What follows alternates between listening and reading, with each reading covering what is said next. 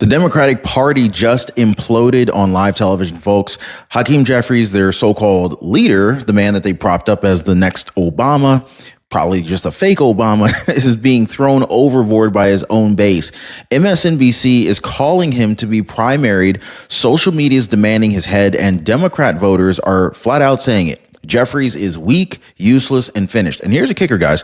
All of this chaos proves exactly what Donald J. Trump warned America about. Trump said the Democrats stood for nothing but resistance, that they were hollow, that they were fake, and destined to collapse under their own lies. Well, now here it is. It's happening, and it's happening in real time. But it gets worse for them because while Jeffries is clapping for a strongly worded letter, the Democrat base is screaming for war. They want blood in the streets. They want their politicians to risk their lives, and instead, they got word salads and excuses. Now, I'm going to show you guys the moment that broke the camel's back. Meanwhile, over at the White House, President Trump's team is facing down a hostile media that is melting down in public. Reporters are mocking Trump's faith, attacking his peace deals, and trying to spin total failure. But the truth, Trump's administration clearly is smart. They're strategic, and they're fighting for the American people with more strength and more compassion than Democrats ever could have dreamed of. And so the more the media screams, the more obvious the contrast becomes. Now, hang out with me, guys, because today I'm going to show you how Jeffries collapsed, and his collapse actually exposes the Democrat Party's civil war, why the Democrat base is panicking and turning on its own leaders as we speak, and how Trump was right all along and is now proving it with decisive patriotic leadership that actually protects Americans. Now, if you appreciate the news updates, please take a second, hit the like button for the video. Really do appreciate you guys. Helps me battling the daily YouTube algorithm struggles. So the cracks inside the Democratic Party are no longer cracks. They're full-blown fractures at this point. So on one side, you have Hakeem Jeffries, the so-called leader of the Democrats, right? Getting kicked around, mocked, and even primaried by his own base. But on the other side, you have the Biden hangover still kind of lingering, and a Democrat machine that once screamed resistance, and more resistance. Yeah. But now they can't even hold a press conference, not without collapsing in embarrassment. And while all of this chaos unfolds, President Donald J. Trump is in the White House, leading with strength and clarity. While Trump is negotiating these peace deals left and right, folks, he's reshoring the jobs. Many people are celebrating in the streets that, factories that had closed down in their towns are now reopening. He's protecting jobs. He's protecting our borders. Democrats are panicking. They're eating their own alive, and they're proving once again that Trump was right all along. But let's start with the straw that broke the camel's back. So last week, Hakeem Jeffries, he went on camera and praised, wait for it, a strongly worded letter. That's right, guys. So while his base screamed for action, screaming for their leaders to fight against Trump, to save democracy, to put everything on the line, Jeffries applauded a letter from the D.C. Attorney General questioning Trump's authority over the police. Now, think about that for a second, okay? The Democrats, they spent 8 years calling Trump Hitler, a dictator, a fascist. Yeah, but here's the thing. When their big chance comes to stand up, Jeffries claps like a seal for a piece of paper. This is why he's getting clowned. So now here's the tension, guys. Some are going to say that Jeffries is being responsible, following legal processes, right? But his own supporters see him as a weak figurehead, a man who basically hides behind letters while Trump takes decisive action. That's the problem. Democrats turned the temperature up so high, told their voters, that the country was on the brink of dictatorship, that, now anything less than all-out war looks like surrender.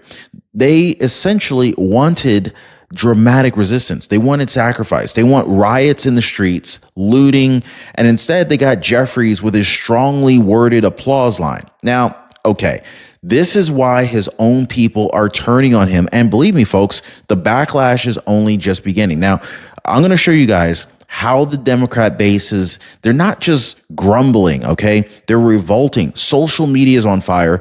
MSNBC is openly calling for Jeffries to be primaried, and radicals like Zohran Mamdani and AOC are circling like vultures, ready to take the carcass of the Democratic Party for themselves. So you're not going to want to miss this, guys. But let me ask you something. What is more important to you? Paying less, keeping your doctor, or getting more benefits? Here's the thing. You really shouldn't have to choose, but too many people settle for less because they never had someone walk them through their options. This is why I partnered with Chapter. Their team listens, they ask questions second, and they help you to uncover what you really want from your plan. Now think about it. If your plan didn't cost you more, kept your doctors, and even gave you extra benefits, would you say yes? Most people do because it just makes sense. Viewers like Mark King, he said, it felt like talking to a family member who had my best interests at heart. So let me ask, what's stopping you from just checking? Most people are already calling right now, 909-563-8279, the number at the bottom of your screen, or they're visiting askchapter.org/Ron. The best time to find out is while everybody else is locking in their plans, not after. So here's really where things explode. The outrage against Jeffries isn't coming from Republicans. It's actually coming from independents. It's coming from his own base. On social media, Democrats are fuming. They're calling Jeffries weak, useless, unfit. Some are outright demanding that he step down. Does anybody think Jeffries should step down from his position? Now, of course, others are promising to fund challengers in his own district. And this anger has jumped from fringe activists into the mainstream. Yes, MSNBC, folks, they are now openly suggesting Jeffries should be primaried. They're talking about Zohran Mamdani. Like, they're talking about AOC. They're talking about Bernie Sanders types stepping up to replace Hakeem Jeffries. Now, this is the Democrat nightmare right here, right now. Their establishment crumbling while their grassroots pushes further and further far left. A socialist takeover from within, if you will. And let's be real, folks, Jeffries cannot survive that because the Democrat Party is now split between two doomed paths. The establishment that stands for nothing and, of course, radicals who stand for chaos. But either way, Trump was right. The party is eating itself alive. But while Democrats are stabbing each other in the back, something else is happening in Washington, D.C. that shows just how far they've fallen. So let's talk about the press conference that turned into full-blown circus mode, okay? The media thought that they had their moment to embarrass Trump's administration. They came in sneering, mocking, and desperate for a win. But instead, they got humiliated in front of an entire country. Caroline Leavitt, Trump's press secretary, faced down a firing squad of hostile reporters. They mocked Trump's comments about seeking peace to get to heaven. They tried to twist Trump's motives into a joke. But Caroline, she didn't even flinch. She said the president was serious. Now, let's be clear, guys. This is where the contrast could not be any sharper. On the one side, Democrats are furious at Jeffries for being weak. But on the other side, Trump is being mocked for having compassion, for wanting peace, for wanting to make the world safer, for thinking about something bigger than politics. Now, ask yourself, who looks like the real leader here? The guy applauding a letter or the president staying up until 2 a.m. negotiating with world leaders to end wars and to protect Americans, right? And so this is just the start of the meltdown because when reporters tried to corner Caroline Leavitt with questions about Putin, Ukraine, and Europe, oh, it backfired badly. So we're going to talk about that in just a second. But here's the fatal flaw that led us right here. For years, Democrats, they built their entire identity on one thing: hating Trump. Think about it, guys. Like, they told their supporters Trump was Hitler. They said that he was a fascist. They said Trump's a dictator and the end of democracy itself, and maybe even the end of the world for all we know, right? They claimed women would lose their rights, minorities would be oppressed, and America was going to turn into some kind of authoritarian nightmare. After selling that apocalyptic vision, their supporters expected action. They expected Democrats to fight like their lives depended on it, right? But what did they actually deliver? Nothing burgers, empty stunts, protests that went nowhere, and Hakeem Jeffries clapping for a strongly worded letter. Wow. The result? Total collapse in confidence, guys. So the Democrat base no longer trusts their own leaders. They see it, we see it, and now the whole country sees it. Trump said it would happen. He did. And sure enough, it did. And so now let's go ahead and peel back just another layer of this chaos here, because the Jeffries rebellion isn't just about Trump. It's about the Democratic Party's identity crisis. So on MSNBC, one commentator flat out admitted it. The Democrat Party is being ripped apart by the issue of Palestine. She called it a litmus test. Now, if you're brave enough to see, or if you're brave enough to oppose what they call genocide, the grassroots won't trust you on anything else. This is why radicals like Zohran Mamdani are gaining so much steam. He didn't just win despite his stance. He won because of it. I mean, even many Jewish voters back this guy. Meanwhile, Jeffries is seen as tied to big donors, especially AIPAC. So here's the tension here, guys.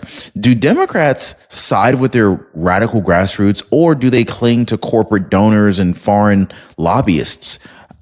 I don't know. Either way, this is a war they cannot win. And so here's the contrast. So while the Democrats are drowning in their own contradictions, Trump is standing firm with America first. He's not bowing down to donors. He's not playing identity politics.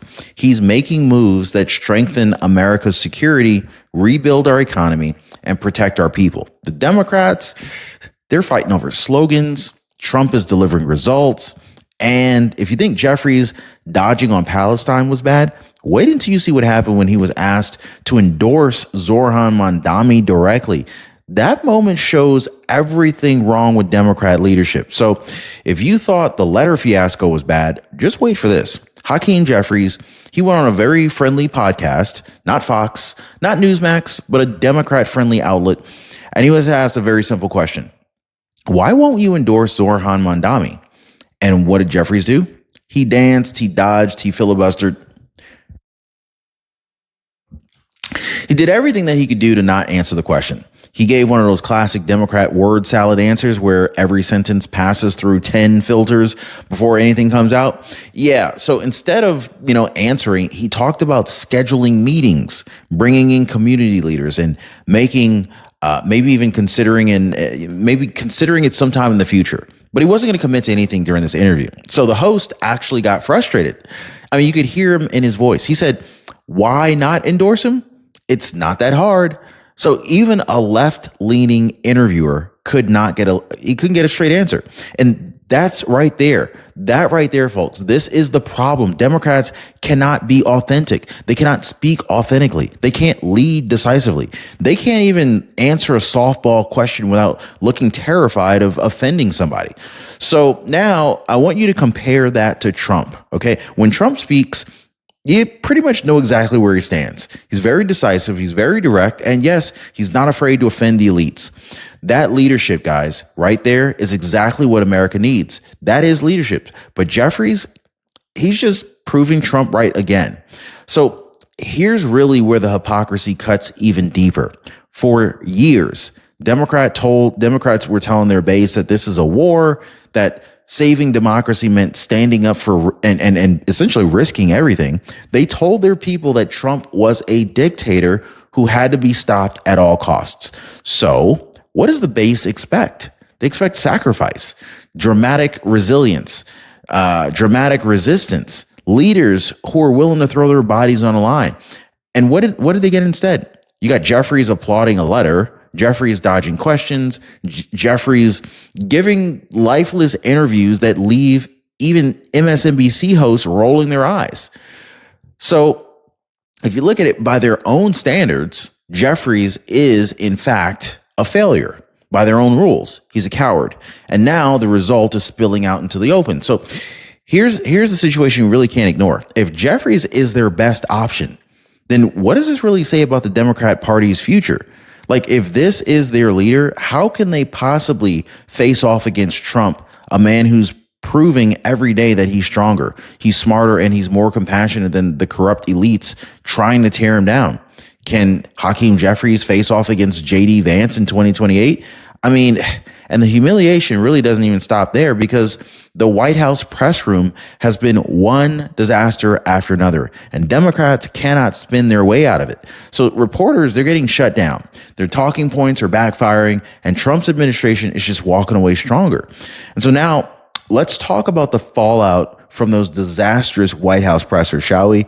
I mean, the media thought that they could, that they had Trump's team cornered. They thought that they could spin the meetings with Putin and Zelensky into some kind of a narrative of a failure. But every time they tried, it backfired. One New York Times reporter asked, if Trump's goal was to get everyone on the same page, why didn't he take Putin's call with Zelensky and the European leaders in the room? So isn't that disrespectful? Caroline Levitt hit back immediately. She said only the Times would ask something that ridiculous, and then pointed out the obvious. Progress was being made behind closed doors, and Trump was showing respect while still keeping America in the driver's seat. Simple as that, guys. The media wanted to make Trump look weak. Instead, they made themselves look petty. And so then really came the kicker, folks. I mean, the claim that Trump had solved 7 global conflicts in 7 months. Okay. Now, of course, the media mocked it. They laughed. They tried to spin it into some kind of propaganda. But here's the truth. While Democrats wasted decades dragging America into endless wars, Trump is using strength, leverage, and smart diplomacy to actually pull us out of them. So once again, the Democrats' attacks collapsed under the weight of reality. And that reality, folks, keeps hitting them harder and harder every single day. I mean, look at Trump's agenda. He's not sitting in the White House giving speeches.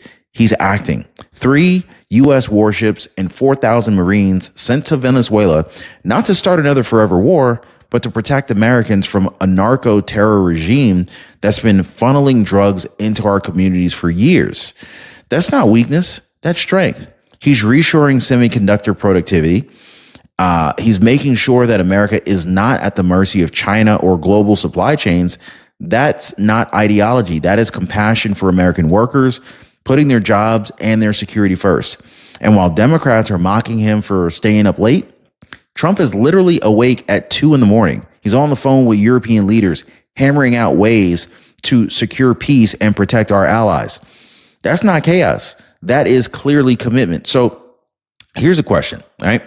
Do you want leaders who act or leaders who stall? Do you want a president who delivers results for Americans, or Democrat Party that can't even decide if their leader should survive the week? I mean, like, seriously, guys, because the contrast is crystal clear to me. Democrats are collapsing under their own weight while Trump is standing tall, standing and leading with strength and proving right, like everything that he said about the broken political establishment before he became president. So if you think the Democrats' humiliation has bottomed out, you really haven't seen anything yet, because what's coming next is their identity crisis, and it's ripping apart from the inside out. Now, here's the bottom line, guys. Democrats, they don't really know who they are anymore. The establishment, people like Hakeem Jeffries, Nancy Pelosi's wing, and the old guard, they're clinging desperately to power, but their base doesn't even believe in them anymore. Not after years of broken promises, not after watching them fold against Trump again and again and again. Meanwhile, the radicals, you got Zohran Mamdani, AOC, Bernie Sanders, the socialist wing, they're trying to seize control. They're offering dangerous, destructive ideas, but at least they're speaking directly to the base. Now, that's the problem. Neither side offers real solutions for the American people. The establishment is very weak. The radicals are reckless, and together they're just dragging the Democratic Party straight into the abyss. Donald Trump, he warned us that this was going to happen. He said Democrats stood for nothing but resistance, that their only mission was to oppose him no matter what. And he said that they would essentially implode because they had no vision, no values, and no plan. And today, Trump has been proven right. So here we are, folks. Hakeem Jeffries has effectively been kicked out by his own party.